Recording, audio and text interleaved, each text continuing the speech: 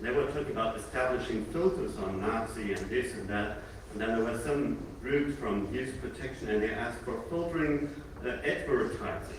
And then they said, so it became very quiet in the room. So that's the thing we have to tell the politicians, that of course it's a marketing interest to sell internet to everyone, but this might also mean sell the Orwellian state.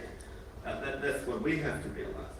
And maybe I'd like to go a little bit farther even. If I say child pornography is an issue you can raise in the public, and then you have a very critical mass saying, oh, do something against it, and do whatever against it. If the internet distributes child pornography, then forbid the internet. I mean, that's not worth it. We have to realize that most of the politicians do not know the internet, and most of the people who, let's say, are against child pornography or whatever, also would follow such an idea. So I think we also have to see some things happening here as clandestine operations. So as operations from secret services who use, for example, hacker action or so-called hacker action to get these very strong laws against everything implemented. So to give you a very harmful example, you might remember in February 2000, there was the so-called disability knowledge service attacks on CNN, on Yahoo, and so on. So what was the background? The background was 1 week before there was a discussion of the budget of NIPC, or the National Infrastructure Protection Committee, which is an American institution for not making the internet secure, no, for interception the internet. Head of NIPC, or vice head, meanwhile, is Mr. Tellier. He's former head of signal intelligence of the National Security Agency, where he has been 20 years. So he doesn't know much about computer security, but he's quite knowing about how to collect huge amount of data and process them and do some stuff like that. So when there was this budget discussion at 1st February in the Washington House and the Parliament, they had huge problems because they wanted $2 billion US for their operations and for operations against so-called cyber tourism. And US senators asked, what the fuck is cyber tourism? And so a few days later, we had this disability knowledge service attacks, and the term cyber tourism, that's what we can say quite objective, well explained to the public. And so without that I say this was, anything having a relationship, I cannot say that, but I can say, okay, the budget was then given to those guys. So, I mean, that's things happening, and we have to be very careful to not become their tools, because they want us to hack right now. They want us to do stupid things here at this thing. So to give you another example, which is not a clandestine operation, there's different kinds of operations, it's also called information operations. When preparing this event here, a few days ago, we got a very strange message from Germany. There's this Code Red virus around, and then there was a message, some German computer expert said, Code Red comes from a Dutch hackers group called 29A. So this was just 2 days ago. And so this message came from Deutsche Presseagentur, from DPA, and then it came to Financial Times, then it came to Indian Times, and then it came to CNN and so on. So it's quite, you can see how this message is distributed. And we called Deutsche Presseagentur, I know that guy, and asked him, so what kind of information is that coming from? Because 29A is well known, there are people experiencing these viruses, but it's not a Dutch group, it's a Spanish group. And also, they have been writing a virus, they're quite sucked on this story, because 2 years ago they had an experimental virus called Red Code, not Code Red, Red Code. And so they were also a little bit, anyhow. And so the guy from the German press agency told me, okay, he got 3 sources. The one who named me is a German computer expert, and 2 other sources he didn't want to name me because it was industrial virus company sources who didn't want it to be mentioned. So I told the guy whom he mentioned me, and he of course didn't say it was a Dutch group. So I told him his other sources should be checked, but anyhow, the message was on the net. And by some, let's say, lucky accident, because I know this guy quite well, we just gave him the mail. The 29A group wrote to us saying this is not our virus, it went out to Dutch group, and forwarded him, and he sent it out yesterday all the way his press agency way, so we'll get it into the other agencies also. But this means our goal in this game here is openness. So we're working here, we're dealing here with secret services, doing operations to get this Orwellian state in the internet. And our only chance is to be as open and also polite to politicians as we can, because what they do is they think forbidding tools is like forbidding weapons or whatever. I mean, they don't understand what for example, they still have terms in Germany called stealing data. I mean, what is stealing data? It's still there. Huh? I mean, you copy it, but it's not the way. And these fundamental differences, I mean, there's really things I think we can do a good job, because that's our also chance as a hacker scene or as organized groups in different countries. We have the technical know-how. And so we have, with some watching what's happening, we have a good chance to get from this game away. So originally I wanted to do maybe a small workshop with some of you who might be interested, or wherever we get that settled after this year, so talk about how to hack politics, because we really have to realize the other side is doing this already.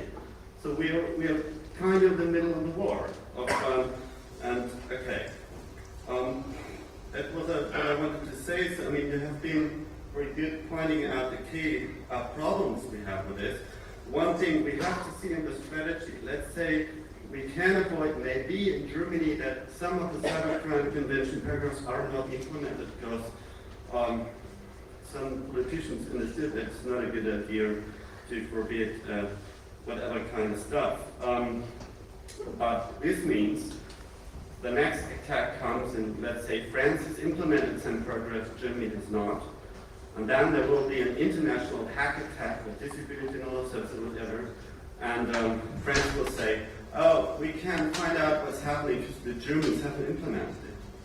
And you can bet, I mean, it's going to be taking 2 minutes or maybe 2 days, and then we have this implementation also. So we have to really watch through the borders what's happening here and keep us up to date what's happening. Because what the other side wants, I guess, is also something called obscurity, because digital signatures and public key infrastructures is centralic hierarchic systems, just like DNS is or whatever. So it means it becomes not security what they do when digital signatures means that even things become a little bit worse because they don't address the technical problems, but the legal acceptance of data. And that means forcing data in the future might mean I married you with a woman you have not met. Okay. We have no time left because the organizers, but he asked me to stop 5 minutes before, so that's the next thing. So maybe we have 2 minutes if some of you have anything to say to this also, and then we'll make a smaller meeting outside. Right?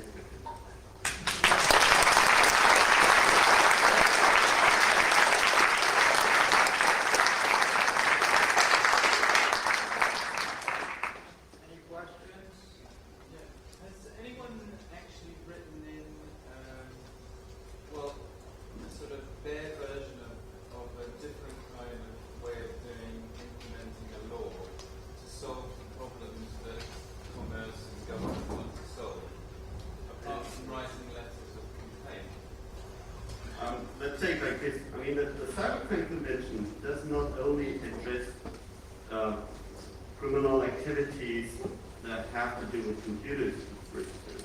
So in Germany, for example, we have computer criminal law since 1986, which make it legal to spy data, break into machines, deny service, and so on.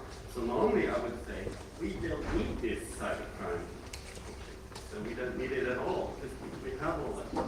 And what's happening here with the content crimes, and that's, I think, the real problem, because making content illegal might mean that European citizens are then followed under the Digital Millennium Copyright Act without that Europe has implemented it or whatever.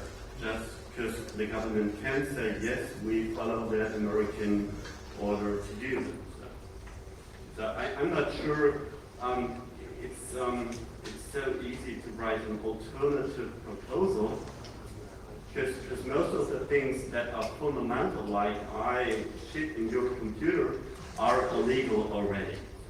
I would say it's not our job to write a good convention. It's our job as part of the political process to participate when invited. That's what we expect from the political process. We didn't have that political process, and that's what the problem was. Do you have any comment on techniques to respond to this technique that's been used very effectively in the United States to reduce privacy, which is you don't have an absolute right to privacy, but this turn of words, only if you have an expectation of privacy. So if they violate it publicly a few times, then that right goes away. That expectation of privacy also exists within European law, unfortunately. Yeah, that's exactly what applied to the Kelo decision in the U.S. because of measures in the public use. But no, unfortunately not.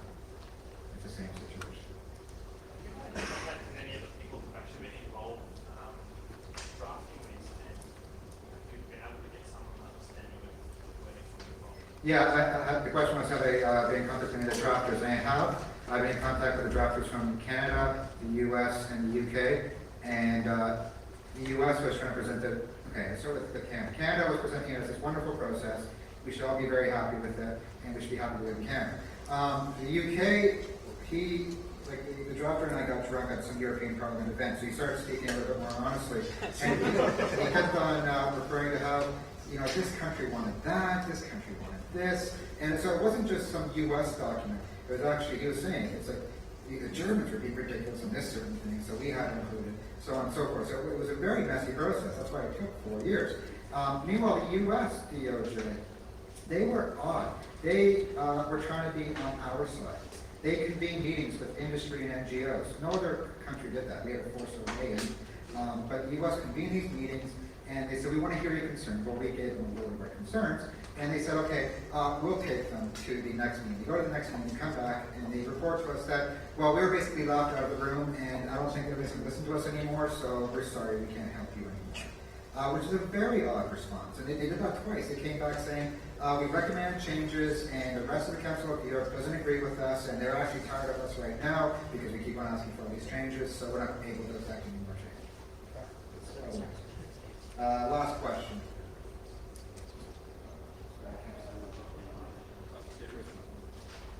Okay, after that. You both take short time to be taking the right? You said that Canada, US, and USA, that was at the beginning of Yukuza Alliance, which was at the beginning of Echelon System 2. Then if we accept to sign this project in September, that means we increase collaboration between the existing nations and the emerging one in Europe, like in Switzerland, France, Germany, and others. And then they could exchange data because it's illegal to make a surveillance in their own country, but you can give data from your own country to from abroad to the other country. Exactly. And I can't remember if I made this point clear. This is the surveillance capacities do not end with cybercrime. It deals with drug trade. It deals with anything that's a serious crime. So yes, you're entirely right. I can see that. Yeah. Do the law enforcement agencies also have to obey the laws? Like, for example, the Digital Millennium Copyright Act, are they allowed to decrypt data we have stored in our disk drive or we are transferring over the net?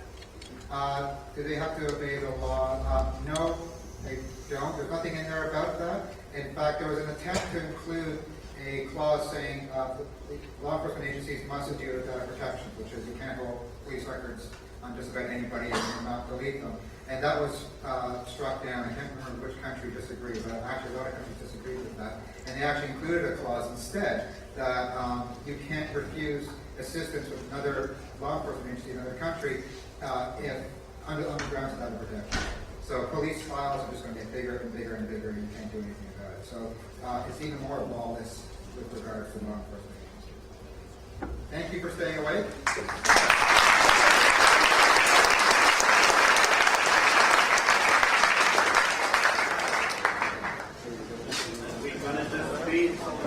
outside if the weather is